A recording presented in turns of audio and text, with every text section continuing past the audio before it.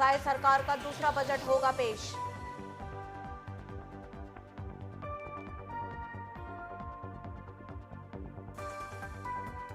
ग्वालियर के बाद दिल्ली दौरे पर सीएम मोहन विधानसभा चुनाव के लिए करेंगे प्रचार, 2 जनसभाओं को करेंगे संबोधित।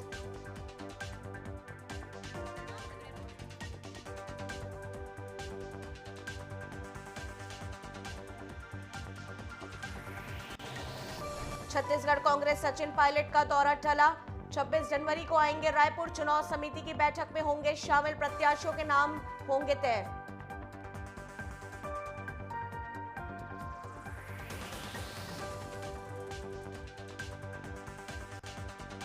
और चिल्दा नेवरा के केमिकल प्लांट में लगी भीषण आग, 5 किलोमीटर दूर से ही दिखाई दे रहा था धुएं का गुब्बार। हादसे में 2 गंभीर रूप से घायल।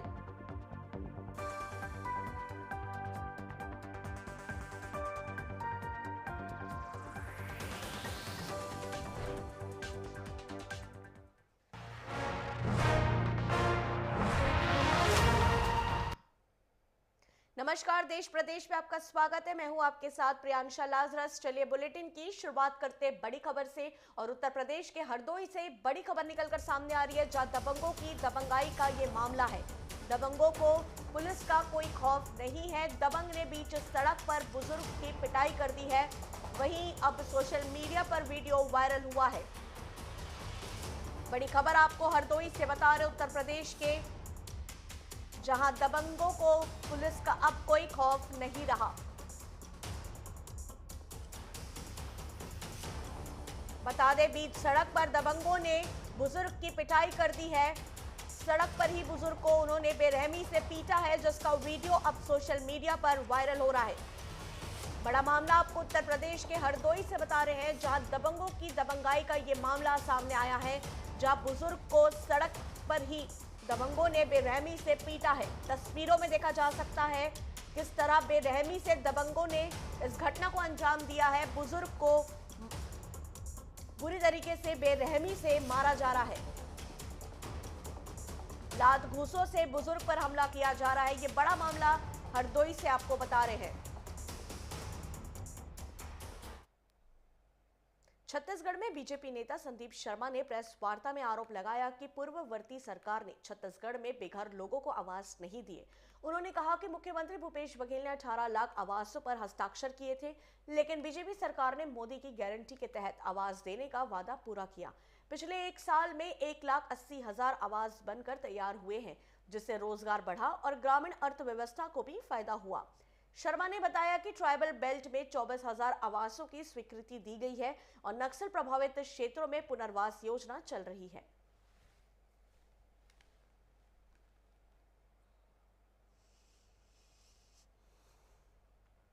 बीजेपी के फायर ब्रांड लीडर और सांसद बृजमोहन अग्रवाल ने पार्टी बैठक के बाद शायराना अंदाज में अपनी बात रखी। उन्होंने कहा, अपना क्या है इस दुनिया में, सब कुछ लिया उधार। लोहा भी तेरी, तलवार भी तेरी, अपनी केवल धार। इन पंक्तियों के जरिए बृजमोहन ने सत्ता और राजनीति के मायनों को व्यक्त किया, जिसमें उन्होंने दुनिया की चीजों को अस्थायी और अपने प्रभाव को महत्वपूर्ण बताया। उनका ये शेर सियासत के गहरे अर्थ को समझने का एक तरीका था।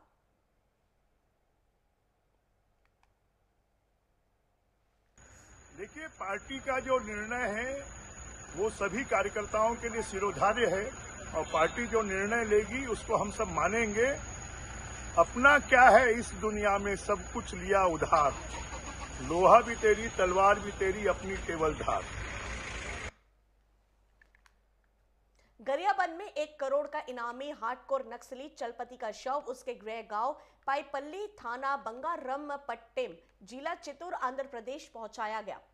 चलपति का शुक्रवार को उसके गांव में अंतिम संस्कार किया गया, जिसमें ग्रामीणों और परिजनों ने हिस्सा लिया। बता दें कि चलपति पर राष्ट्रीय स्तर पर 1 करोड़ रुपए का इनाम था और वह कई नक्सली गतिविधियों में शामिल रहा था। पुलिस और सुरक्षा बलों के ऑपरेशन के दौरान उसकी मौत हो गई।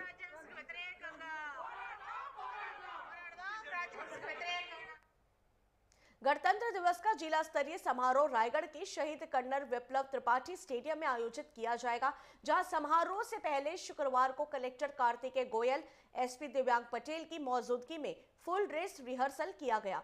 इस दौरान जिला पंचायत सीईओ जितेंद्र यादव ने मुख्य अतिथि की भूमिका में ध्वजारोहण किया और परेड को सलामी दी। परेड निरीक्षण के बाद मार्च पास्ट हुआ और अंत में स्कूली बच्चों ने सांस्कृतिक कार्यक्रम प्रस्तुत किए।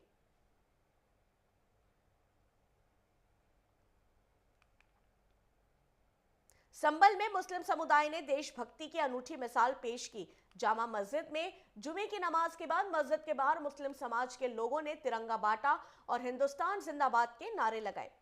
बता दें कि शाही जामा मस्जिद पर 24 नवंबर को दंगा हुआ था। वहीं हिंसा के बाद कल 9वां जुम्मा था, जिस वजह से एएसपी श्रीचंद और सीओ अनुज चौधरी के नेतृत्व में भारी पुलिस बल की तैनाती की गई थी।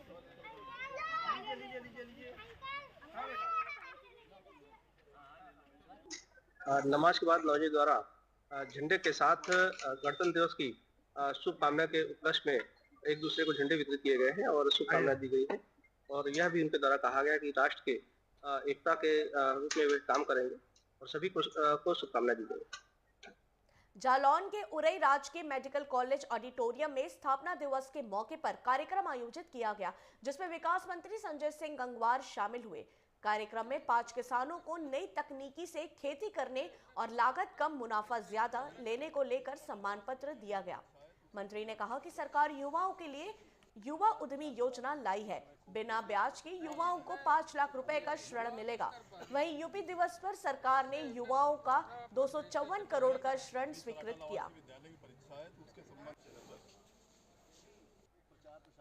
को आज 75 वर्ष पूरे हो गए। ये उत्तर प्रदेश राज्य की स्थापना का 76वां स्थापना वर्षगांठ है और ये विकास, विरासत और प्रगतिशील के पथ पर उत्तर प्रदेश आज हम लोग देख रहे हैं कि उत्तर प्रदेश अपनी ऐतिहासिक पहचान, सांस्कृतिक धरोहर, आस्था का केंद्र, पूरे देश का एक केंद्र उत्तर प्रदेश बना है। और उत्तर प्रदेश में इस समय प्रयागराज में महाकुंभ का आयोजन हो रहा है। दुनिया की तीसरी आबादी इस महाकुंभ में स्नान करने के लिए आ रही है।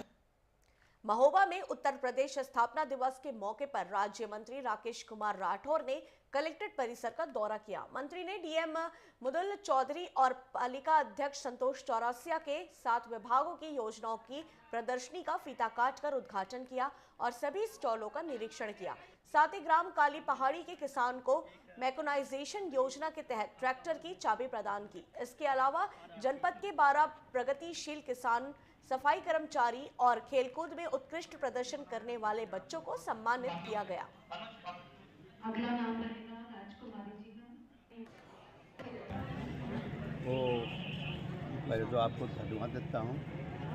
उद्देश्य मेरा उत्तर प्रदेश जो आज क्षेत्र 75 स्थापना दिवस मनाया जा रहा है पूरे प्रदेश में, जितने भी लोग हैं, माननीय लोग हैं, हमारे मुख्यमंत्री जी भी जो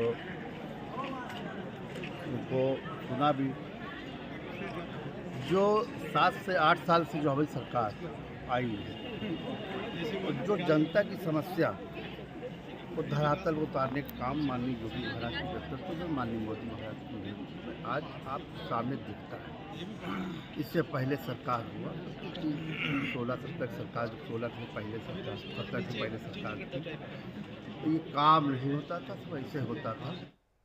जहां एक तरफ उत्तर प्रदेश सरकार माफियाओं और अपराधियों के खिलाफ सख्त कार्रवाई की बात करती है, वहीं दूसरी ओर ऐसी घटनाओं से यह साबित होता है कि कानून व्यवस्था में सुधार की आवश्यकता है। दलित प्रधान प्रमोद कठेरिया से रंगदारी मांगना और फिर धमकी देने वाले दबंगों की हरकत ने न केवल कानून का उल्लंघन है, बल्कि समाज में भय और असुरक्षा का माहौल भी उत्पन्न कर रही है। ये तो अच्छी बात है कि सीसीटीवी फुटेज से मामला स्पष्ट हुआ है और पुलिस इस पर कार्रवाई करने की बात कर रही है।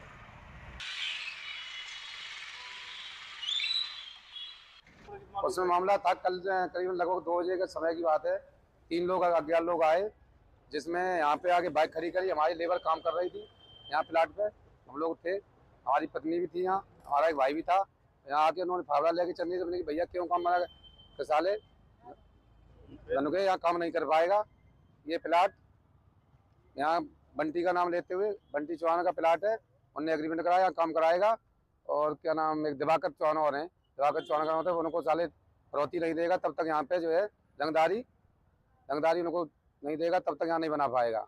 ये कहते हुए आई देते हुए जब मैंने कहा भैया ऐसा क्यों आप कर रहे हैं, प्लाट मेरा है मैं बनाऊंगा, इतने उन्होंने तुरंत यहाँ निकाला तमंचा और दार उन्होंने सीधे फाड़ दिए। ये आगरा रोड पर एक व्यक्ति जो कंस्ट्रक्शन का काम कर रहे हैं, उनके द्वारा शिकायत की गई है कि कुछ लोगों ने आके इनको काम रोकने के लिए कहा और फायरिंग की गई। घटना स्थल पर आने के बाद हम लोगों ने जांच की है और घटना को सही पाते हुए इनकी तहरीर पर हम लोग अभियोग पंजीकृत करेंगे और नियमानुसार कार्रवाई की जा रही है। सर किसी के घायल होने की इसमें बात निकल के आई सामने क्या? नहीं, अभी तक किसी के घायल होने की बात नहीं आई है, लेकिन जो फुटेज आ रही हैं उनकी जांच भी की जाएगी और सत्यता के आधार पर कार्रवाई की जाएगी। संभल के अलीपुर में स्थित अमरपति खेड़ा पर अवैध कब्जे की शिकायतों के बाद डीएम और एसपी ने दौरा किया। बता दें कि ग्रामीणों को खुदाई के दौरान यहां से घड़े में कुछ प्राचीन सिक्के, बर्तन और कंकाल मिला था, जिन्हें जिला प्रशासन ने अपने कब्जे में लिया है। यह जमीन एएसआई ने संरक्षित कर रखी है, लेकिन इसके बावजूद जमीन पर अवैध पट्टे काटकर कब्जा किया गया है। वहीं डीएम ने मौके पर अधिकारियों को निर्देश दिए हैं कि जांच कर अवैध कब्जों को तुरंत मुक्त किया जाए।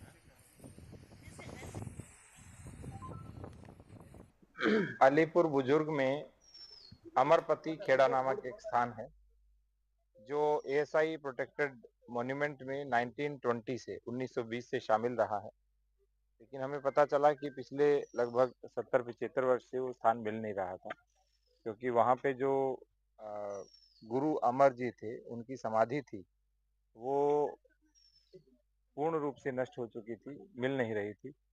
तो 2-3 दिन पहले जब हमारी रेवेन्यू की टीम ने इस ओर ध्यान दिया और साथ में एएसआई की टीम भी थी, तो उनके साथ में ये स्थान मिला है जो एएसआई की प्रोटेक्टेड श्रेणी में आता है। वर्तमान में वहाँ लगभग 2 बीघा के आसपास जमीन है और वो पड़ोस में सोत नदी बहती है। सोनभद्र जिले के कौन थाना क्षेत्र के रोगही के जंगल में विवाहिता के मिले शव मामले में एएसपी ने खुलासा कर दिया है। पति ने ही अपने 2 दोस्तों के साथ मिलकर पत्नी की हत्या करते हुए शव को जंगल में फेंक दिया था। पत्नी के ऑर्केस्ट्रा में डांस करने और अवैध संबंध के चलते घटना को अंजाम दिया गया। बहरहाल पुलिस ने तीनों आरोपियों को गिरफ्तार कर चालान कर दिया गया। रोगई के गांव रोगई के पडरच के जंगल में एक 25 वर्षीय महिला का शव बरामद हुआ था। इस सूचना पर थाना कोन की पुलिस के साथ साथ फोरेंसिक सर्विलांस उच्चाधिकरण द्वारा मौके पर मुआयना किया गया, निरीक्षण किया गया। जो भी साक्ष्य वहां पर संकलित किए थे उन साक्ष्य संकलित किया गया, सबकी शिनाख्त का प्रयास किया गया। तत्काल सबकी शिनाख्त नहीं हो सकी तो उसके लिए जो भी प्रयास किए गए थाना कोन पुलिस द्वारा, सर्विलांस सभी द्वारा प्रयास किया गया। लास्ट में ये इसकी पहचान ये झारखंड के थाना करौंदी अंतर्गत ग्राम बजर मरवा के निहुरा राम की बेटी अनूपा के रूप में की गई। जालौन के मोरंग खदान में युवक ने खुद को गोली मार ली। सिर पर गोली लगने के कारण युवक की गंभीर हालत में राजकीय मेडिकल कॉलेज में उरई में भर्ती कराया गया, जहां से उसे कानपुर के रिजेंसी हॉस्पिटल रेफर किया। बहरहाल मौके पर पहुंची पुलिस ने घटना की जांच शुरू कर दी है। घटना डकौर कोतवाली क्षेत्र के ग्राम सिमिरिया मोरंग खदान की है। हालांकि गोली मारने की वजह अभी तक पता नहीं चल पाई है। दिनांक 24/1/25 को डायल 112 के जरिए सूचना प्राप्त हुई कि ग्राम सिमरिया, थाना डकोर, जिला जालौन के अंतर्गत सिमरिया घाट में एक व्यक्ति के द्वारा शराब के नशे में खुद को गोली मार ली गई है। उक्त सूचना पर डकोर पुलिस व मेरे द्वारा तत्काल घटनास्थल पर पहुंचकर घायल को अस्पताल पहुंचाया गया एवं फील्ड यूनिट द्वारा मौके पर पहुंचकर साक्ष्य संकलन की कार्रवाई की गई। घटनास्थल से एक पिस्टल, 2 अदद मोबाइल व डीवीआर कब्जे पुलिस में लिया गया है एवं अग्रेतर विधिक कार्रवाई प्रचलित है। माऊगंज से बैंकिंग फ्रॉड का एक मामला सामने आया है, जहां पीड़ित दीपक पांडे के खाते से फर्जी तरीके से 39,000 रुपए निकाल लिए गए। पीड़ित ने थाना प्रभारी और बैंक प्रबंधन को लिखित शिकायत दी है, लेकिन कोई ठोस कार्रवाई नहीं हुई है। पीड़ित ने बताया कि घटना पिछले साल 25 नवंबर की है। बैंक प्रबंधन की ओर से उन्हें फोन पर इसकी जानकारी दी गई थी, जिसके बाद उन्होंने तुरंत संबंधितों को सूचित किया, लेकिन अब तक कोई कार्रवाई नहीं की गई है। तो ये हमारे पास सर खादी मतलब प्राइवेट लेते थे, हमारे पास समिति का कुछ नहीं था। तो ये रावेन सिंह है हमारे यहाँ के समिति प्रबंधक, अभी नए हुए हैं सर। इनसे हम बात किए तो ये बोले कि ठीक है भाई, आप हमें अपना कागज वगैरह दे दो, हम आपका खाता खुलवा देंगे। सर हम इनको अपना आधार कार्ड और जो भी डॉक्यूमेंट्स थे तो हमने दिए, और इसके बाद सर ये मतलब बैंक गए, खाता खुलवाए हमारा। तो सर हम वहाँ बैंक गए भी नहीं, ये खुलवा के हमको वापस मतलब बताए कि आपका खाता हम खुलवा दिए हैं। बोले ठीक है, हो गया। फिर जिसके उसमें से हमने 2 बोरी DAP लिए थे, तो सर फिर हम ऐसे प्राइवेट में ऐसे पाइपलाइन में काम करते थे, तो हम अपने काम में चले गए। सर हम सोसाइटी बैंक में खाता खुलवाए। किस सोसाइटी? मऊगंज। हाँ। जी। क्या है पूरा मामला? वहाँ मामला ये है सर कि हम खाता खुलवाने को दिए थे, इसके बाद वहाँ कोई इंक्वायरी किए नहीं। खाता हमारा रावेन सिंह द्वारा खुलवाया गया वहाँ। इसके बाद 10-15 दिन बाद हमें बैंक मैनेजर द्वारा फोन आता है कि आप 80,000 का लोन लिए हैं, मानी KCC बनवा के। तो हम बोले कि सर हम लोन तो कुछ नहीं लिए हैं। तो बोला कि आपके खाते से 49,000 रुपए। आपको कब और कैसे पता चला? यही बैंक प्रबंधक द्वारा। तो क्या क्या जानकारी दी गई वहां से? वो हमें यही इतना बताया कि आपके खाते से 49,000 रुपए निकाली गई है। तो हम उनसे बोले सर कि हम कुछ नहीं किया है, न KCC बनवाया है, सिर्फ खाता भर आपके यहाँ भेजे थे खुलवाने को। नर्मदापुरम के स्थानीय बस स्टैंड में RTO अधिकारी निशा चौहान, यातायात DSP संतोष मिश्रा और बस ऑपरेटर की उपस्थिति में जिले में संचालित बसों के चालकों का राष्ट्रीय चालक दिवस के मौके में सम्मान किया गया। इस कार्यक्रम में ऐसे वाहन चालकों का सम्मान किया गया जिन्होंने अपना पूरा समय वाहन चलाते हुए नियमों का पालन किया और सुरक्षित यात्रियों को गंतव्य स्थान पर पहुंचाया। RTO अधिकारी ने बस चालकों को हमेशा यातायात नियमों का पालन करने, वर्दी में रहकर वाहन चलाने और महिला सुरक्षा का ध्यान रखने की हिदायत दी।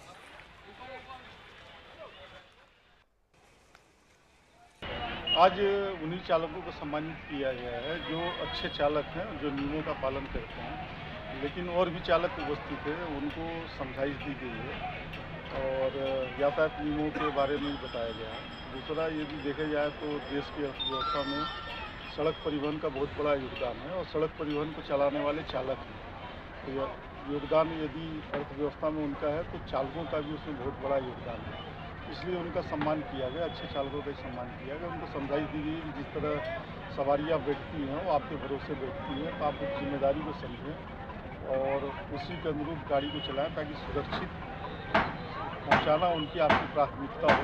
देखिए, आज जो है राष्ट्रीय चालक दिवस है, नेशनल ड्राइवर्स डे। यह दिन जो है स्पेशली जो ड्राइवर भाई हैं, जो यात्रियों को एक जगह से दूसरी जगह ले जाते हैं या फिर माल परिवहन करके सामान ले जाते हैं, उनको जो है अपनी सेवाएं देने के लिए सम्मानित किया गया है। तो इस कार्यक्रम में हमारे साथ DSP ट्रैफिक हैं, जिसमें ऑपरेटर्स हैं, वो हैं राजेंद्र जी हैं, सभी ऑपरेटर फौजदार जी और सभी ड्राइवर्स आए हैं। ऐसे कितने ड्राइवरों को सम्मानित किया गया है? आज हम लोगों ने ऐसे 10 ड्राइवर्स को सम्मानित किया है जो लगातार नियमों का पालन करते हैं, वर्दी पहनते हैं और जो यातायात के नियम पालन होने चाहिए उनको फॉलो कर रहे हैं लगातार। तो इसमें 8 ड्राइवर्स जो है बस के हैं और 2 ड्राइवर्स जो है।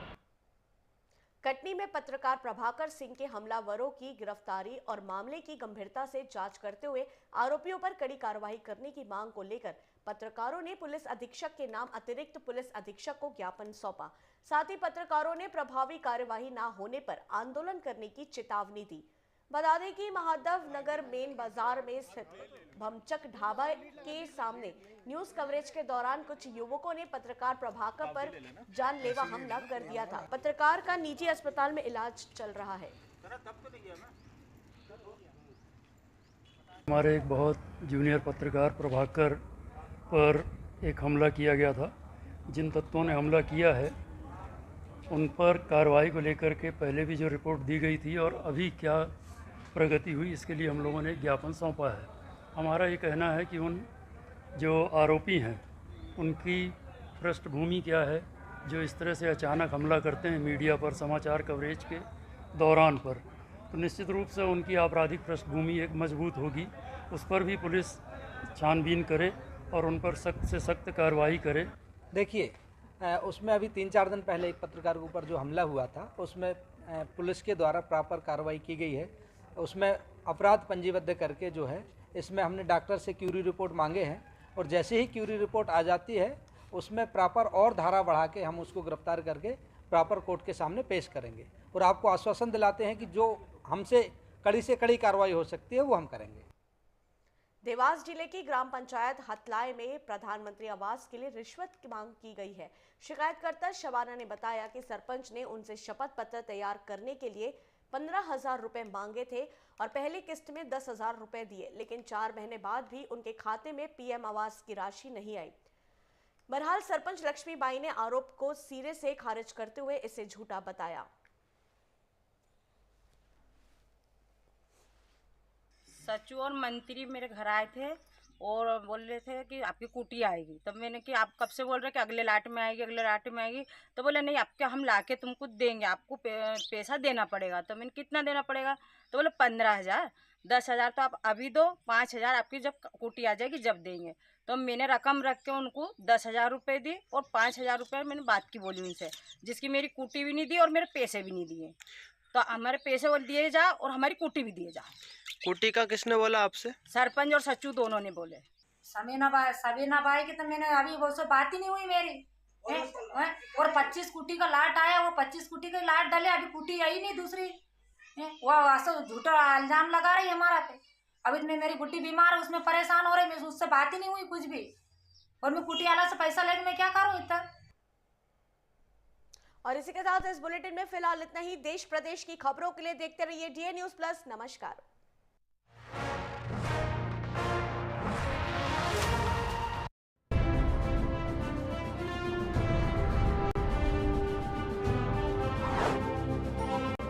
जनपद संभल से पंचायत राज अधिकारी DPRO उपेंद्र कुमार पांडे की ओर से क्षेत्रवें गणतंत्र दिवस की सभी प्रदेशवासियों एवं देशवासियों को हार्दिक शुभकामनाएं।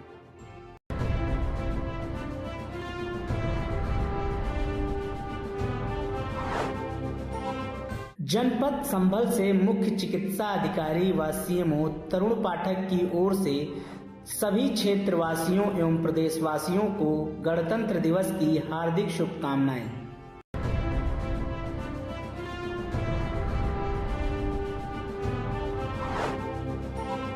जनपद संभल से ARTO PK सरोज व जयप्रकाश गुप्ता ARTO प्रवर्तन की ओर से गणतंत्र दिवस की सभी संभल जिला वासियों एवं देशवासियों को हार्दिक शुभकामनाएं।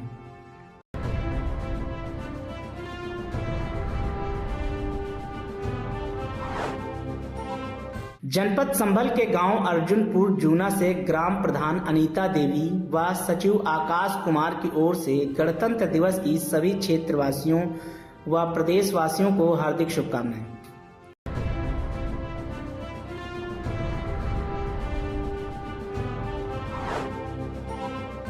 जनपद मऊ से डॉक्टर अम्बेश गुप्ता एवं डॉक्टर पद्मश्री की तरफ से सभी जिला वासियों एवं प्रदेशवासियों को